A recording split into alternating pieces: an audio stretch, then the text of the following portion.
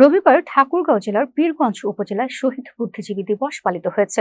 উপজেলা প্রশাসনের আয়োজনে সকালে শহীদ স্মৃতিস্তম্ভে ফুল অর্পণ করে শহীদদের প্রতি শ্রদ্ধা জানানো হয়। এরপর উপজেলা নির্বাহী অফিসার তাসবির হোসেনের সভাপতিত্বে একটি আলোচনা সভা অনুষ্ঠিত হয়। সভায় বক্তব্য রাখেন ঠাকুরগাঁও ৩ আসনের সাবেক সংসদ সদস্য আলহাজ জাহিদুর রহমান জাহিদ, উপজেলা স্বাস্থ্য কর্মকর্তা ডক্টর কামাল হোসেন, মৎস্য কর্মকর্তা, উপজেলা প্রেস ক্লাব সভাপতি মোশাররফ হোসেন, উপজেলা মুক্তিযোদ্ধা কমান্ডার হাফিজুর রহমান সহ পীরগঞ্জ প্রেস ক্লাবের সভাপতি জয়নাল আবেদিন ও অন্যান্য সুশীল সমাজের প্রতিনিধিরা। বক্তারা শহীদ বুদ্ধিজীবীদের আত্মত্যাগ স্মরণ করে নতুন প্রজন্মের মাঝে মুক্তিযুদ্ধের চেতনা বজায় রাখার গুরুত্বের উপর আলোকপাত করেন।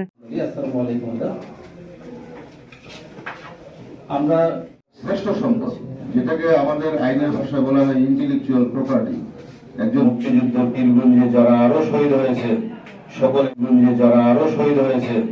সকলে ধন্যবাদ।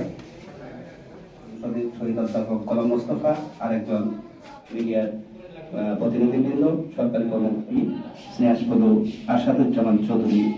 এগিয়ে যাচ্ছি এবং তাদের উত্তরসূরি এখন ঐক্যবোধ আবারও কোনো বিশৃঙ্খলা হতে না পারে। পরম করুণা আল্লাহ তাআলা অসংখ্য অসংখ্য ধন্যবাদ জানাই স্নেহাস্পদ আসাদুজ্জামান চৌধুরী। মানুষ নষ্ট থেকে দাঁড়ানো